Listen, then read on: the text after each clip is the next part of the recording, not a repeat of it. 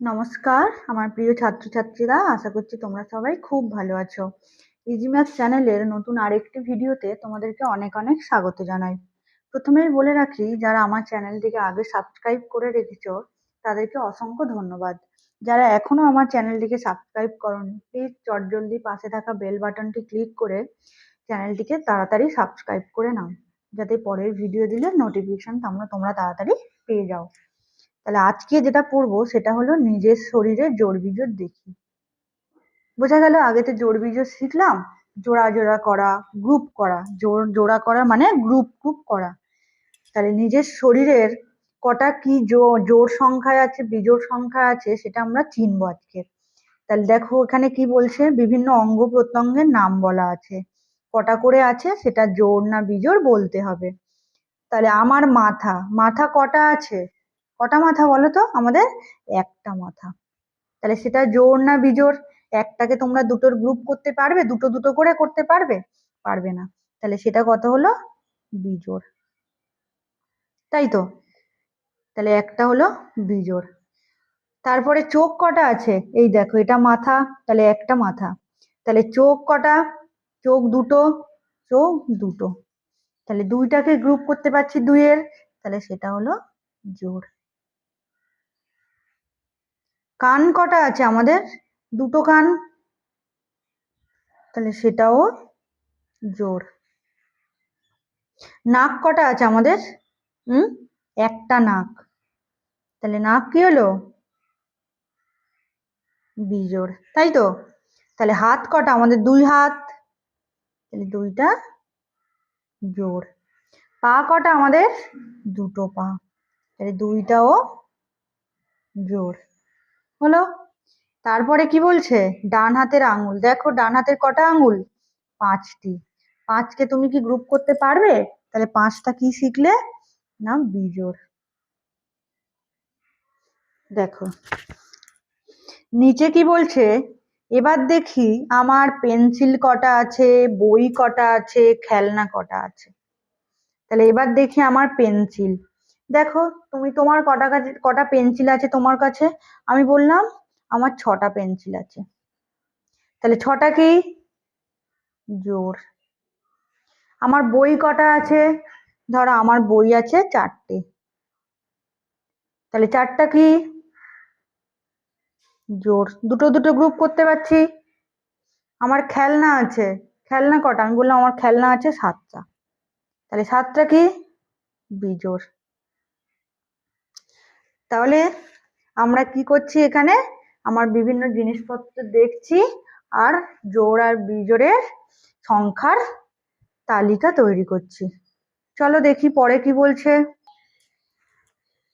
দেখো এখানে কি খেলা হচ্ছে বলো তো? ব্যাডমিন্টন খেলা হচ্ছে। তাহলে এই ব্যাডমিন্টন খেলায় যে প্রতিযোগীরা আছে, সেই প্রতিযোগীরা জোড়ে আছে না বিজোড়ে আছে, সেগুলো আমাদেরকে বের করতে হবে। তাহলে আমাদের হাউসিং কমপ্লেক্সে ব্যাডমিন্টন প্রতিযোগিতার আয়োজন হয়েছে। কতজন অংশগ্রহণ করেছে? 33 জন অংশগ্রহণ করেছে। 33 জনকে কতগুলি জোড়ে ভাগ করা যায় দেখি। তোমরা ব্যাডমিন্টন খেলতে ভালোবাসো, তাহলে 33 জনকে আমরা কতগুলো গ্রুপে ভাগ করতে পারি সেটা এখন দেখব। তাহলে জোড়া থেকে আমরা যখন গ্রুপ করব কি করি? দুই দিয়ে ভাগ করি না? আগেই তো শিখেছি। তাহলে ভাগ করো, কতকে ভাগ করব? 33 কে দুই দিয়ে ভাগ করব। তাহলে এটা 3 আছে, হ্যাঁ? তাহলে দুইয়ের নামটা পড়তে হবে তো, প্রথমটা নেব প্রথমে। দুইয়ের নামটা 3 বা 3-এর কম, তাহলে 2 1-এ 2, তাহলে 3 থেকে 2 বিয়োগ করলে 1 থাকলো, 3টা নামলো। তাহলে আবার 2-এর নামটা 6 দুগুণে 12, দেখো 1 ভাগশেষ পড়ে রয়েছে। তাহলে 16টি জোড়ে ভাগ করেও একজন পড়ে থাকছে। বোঝা গেল? তাই 33 কি হলো? বিজোড় সংখ্যা। যখন আমরা ভাগশেষ থাকবে 2 দিয়ে ভাগ করে, তখন তাকে বলবো বিজোড় সংখ্যা। তাহলে আমার বন্ধু শ্যামল ব্যাডমিন্টন খেলায় নাম দিল, তাই 33 জন যোগ একজন সমান 34 জন হলো। তাহলে এবার জোড় পেলাম, তাহলে 34 ভাগ 2 সমান 17। তাহলে একজন পড়ে রইলো, তাকে আর একটা গ্রুপ করলাম একজনের সাথে, তাহলে তখন কটা হলো? একটা গ্রুপ বেড়ে গেল, জোড়া বেড়ে গেল, 16টার একটা জোড়া বেড়ে গেলে হয় 17টা। তাহলে ভাগটা দেখো 34, তাই তো? তাহলে 2 1 2, মাইনাস করো 1 4, 7 দুগুণে 14, দেখো এই 17 পেলাম, এই 17 জোড়া পেলাম। তাহলে তাই 34 জোড় সংখ্যা। তাহলে যে সংখ্যাকে 2 দিয়ে ভাগ করলে কোনো ভাগশেষ থাকে না সেটা হলো জোড় সংখ্যা, আর যদি ভাগশেষ থাকে সেটা তাহলে বিজোড় সংখ্যা। তাহলে বিজোড় সংখ্যার সাথে 1 যোগ করলে কত সংখ্যা পাই? দেখো এই 1 কি বিজোড় সংখ্যা, তাহলে 1 যোগ 1 তাহলে কত হলো 2, 2টা কি জোড় তো,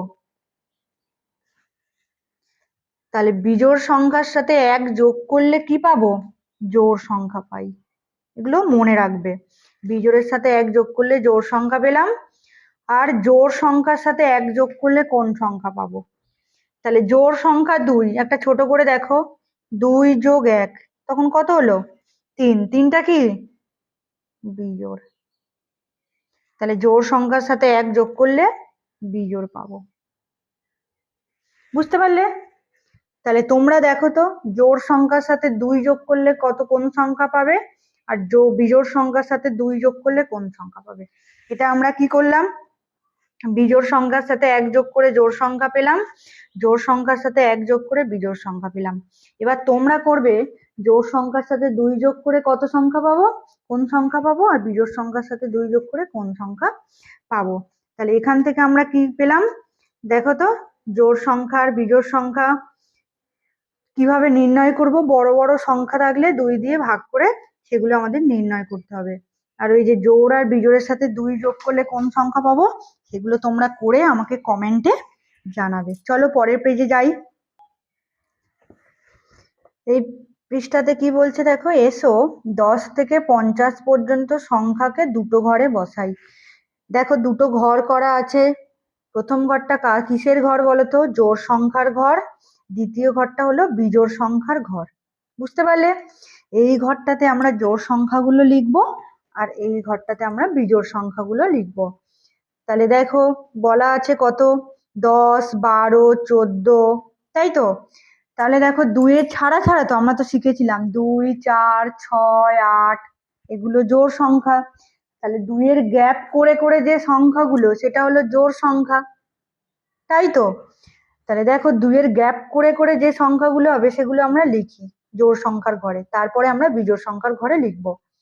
তাহলে কত হলো 10 12 14, এরপর কত হয় বলো তো 16 হবে, 2 এর গ্যাপ, 16-র পরে দেখো 18 মিলে যাচ্ছে, 18-র পরে এখানে কত হবে 20, 2 এর গ্যাপ, তারপর কত হবে 22, তারপর 2 এর গ্যাপ 24, তারপর 2 এর গ্যাপ 26, দেখো মিলে যাচ্ছে। 26-এর পরে 2 এর গ্যাপ করলে কত হবে 26-এর পরে 28, 28-এর পরে এখানে কত হবে 30, তারপরে 2 এর গ্যাপ 32, তারপর 2 এর গ্যাপ 34, তারপর 2 এর গ্যাপ 36, তারপর 2 এর গ্যাপ 38, তারপর 2 এর গ্যাপ 40, 42, 44, 46, 48, 50, আমাদেরকে কত পর্যন্ত লিখতে হবে 50 পর্যন্ত। তাহলে এইগুলো আমি জোড় সংখ্যার ঘরে লিখলাম।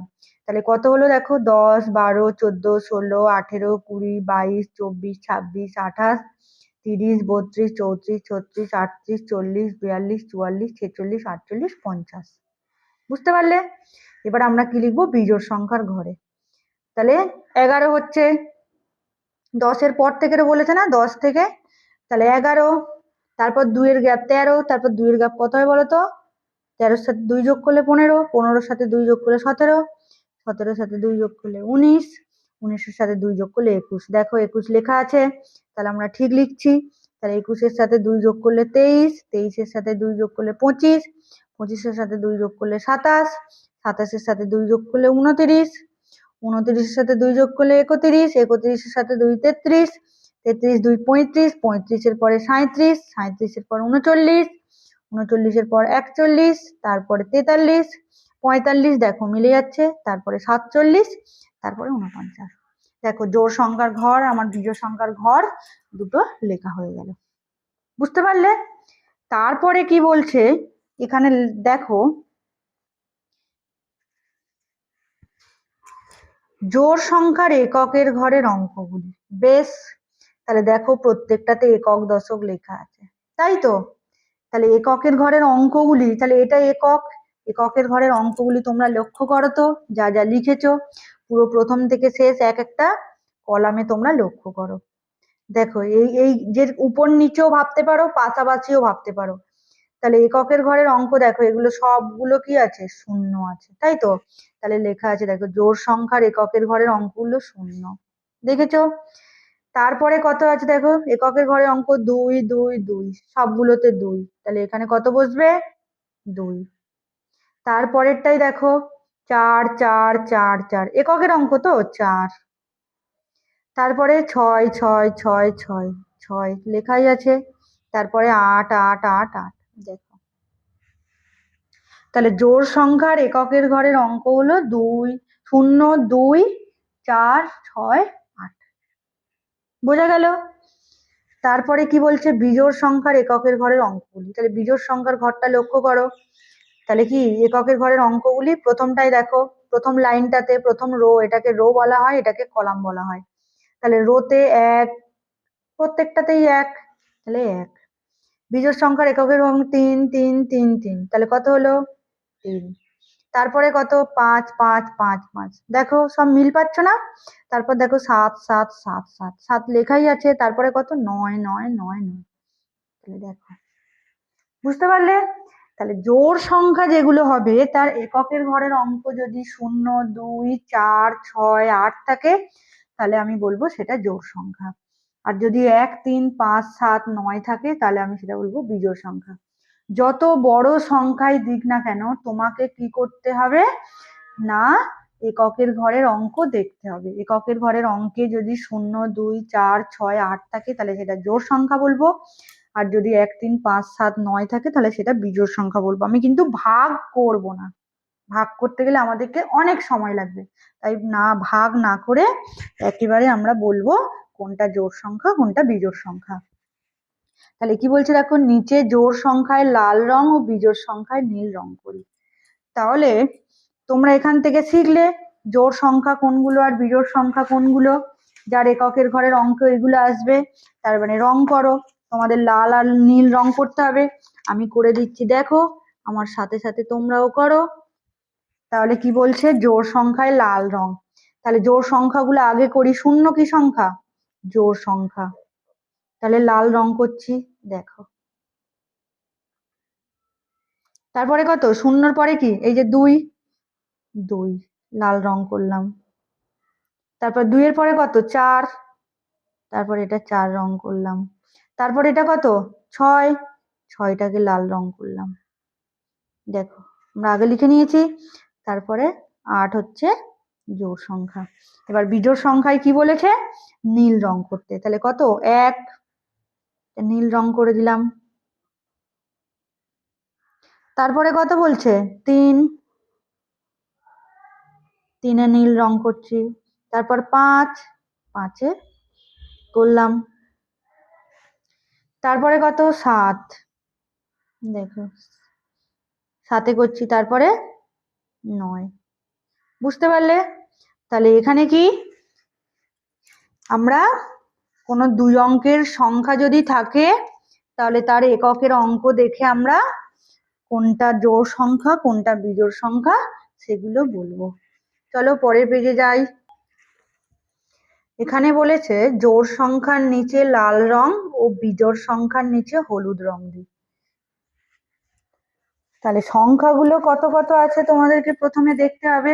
সংখ্যাগুলো দেখো, 100 101 102 103 104 105 106 107 108 109 110 111, তাই তো?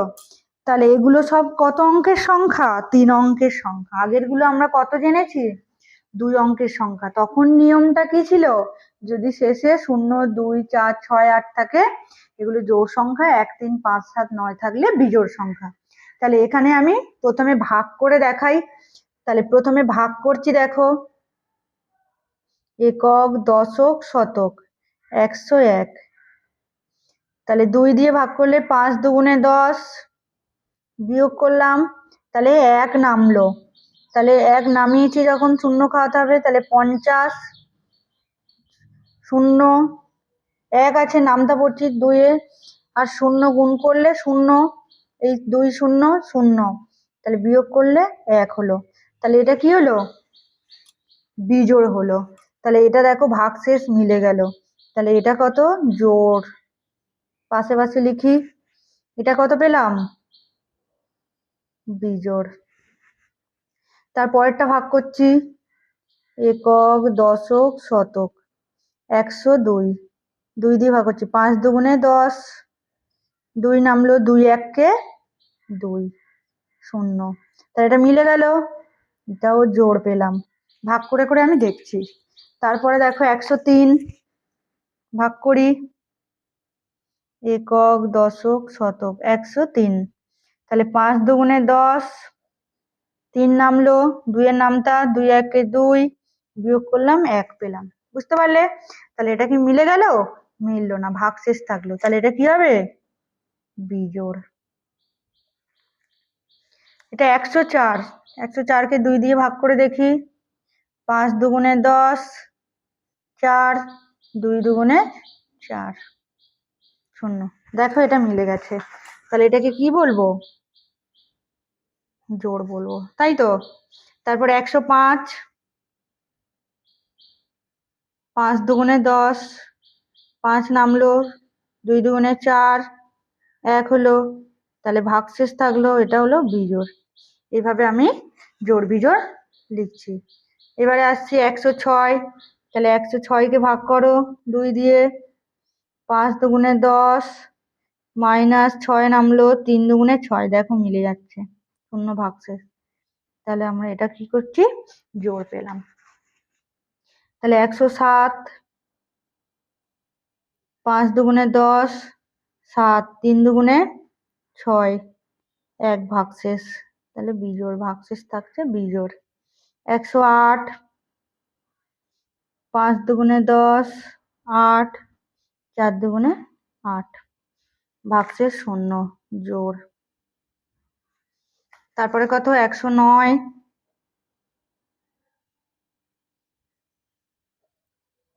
তাহলে কত পেলাম? ভাগফল 54 আর ভাগশেষ 1, তাহলে এটা বিজোড়। তারপরে কত? 110, 5 দুগুণে 10 এর 0, মাইনাস করলাম 10, 5 দুগুণে 10, দেখো ভাগফল 0, তাহলে এটাও জোড় হলো। তাহলে এরপরে 111, 2 দিয়ে বিয়োগ করছি, তাহলে 5 দুগুণে 10, বিয়োগ করছি 11, তাহলে আবার 5 দুগুণে 10, বিয়োগ করছি 1, তাহলে কত পেলাম? বিজোড়। তাহলে আমরা কোনগুলো জোড় কোনগুলো বিজোড় সেগুলো বের করলাম। তাহলে এবারে যেটা বলেছে দেখো, জোড় সংখ্যার এককের ঘরের অঙ্ক 0। এবার কত কত পেয়েছে দেখো এককের ঘরের অঙ্কগুলো। এটা জোড় পেয়েছো, তাহলে এগুলো একক, দশক, শতক। তাহলে এককের ঘরের অঙ্ক দেখো 0 একটা পেলাম, তারপরে 2 পেলাম, তারপরে দেখো 4 পেলাম, এটা বিজোড় হয়েছে। তাহলে এখানে 6টা কি পেলাম? জোড় পেলাম। তারপর 8 জোড় পেলাম, তারপর কি সেটাও 0 পেলাম না জোড়ে। তাহলে এককের জোড় সংখ্যাগুলির এককের ঘরের অঙ্ক কত পেয়েছি? 0, 2, 4, 6 আর 8 পেয়েছি। এবার বিজোড় সংখ্যাগুলো লক্ষ্য করো, এটা বিজোড়, তাহলে এইটা হলো এককের ঘরের অঙ্ক 1, এটা 3, এটা 5, এটা দেখো আবার 1, এটা 9, এটা 7। তাহলে কত কত পেলাম? বিজোড় সংখ্যার এককের ঘরের অঙ্ক কত পেয়েছি বলো তো? 1, 3, 5, 7, 9। তাহলে আগের পৃষ্ঠাতে তুমি কি পেয়েছিলে বলো তো? 2 অঙ্কের সংখ্যা হলে জোড় সংখ্যার এককের ঘরের অঙ্ক এরকম পেয়েছিলে 0, 2, 4, 6, 8, আর বিজোড় সংখ্যার এককের ঘরের অঙ্ক পেয়েছিলে 1, 3, 5, 7, 9। তাহলে এটা আমরা কি জানলাম? 3 অঙ্কের সংখ্যার যোগ বিজোড় নির্ণয়ের পদ্ধতি। তাহলে আমি একটা বলছি, নিয়ম বলছি, সেটা হলো যে কোনো বড় সংখ্যাই দিক না কেন, যদি এককের ঘরের অঙ্ক 0, 2, 4, 6, 8 থাকে, তাহলে সেটা অবশ্যই জোড় সংখ্যা হবে। আর 1, 3, 5, 7, 9 যদি থাকে, তাহলে সেটা অবশ্যই বিজোড় হবে। আমি এরকম ভাগ করে দেখবো না, একেবারেই আমরা বলে দিতে পারি সংখ্যাটা জোড় না বিজোড়। যদি আমার চ্যানেলের ভিডিও তোমার ভালো লেগে থাকে, তাহলে অবশ্যই চ্যানেলটিকে তোমরা সাবস্ক্রাইব করে নাও।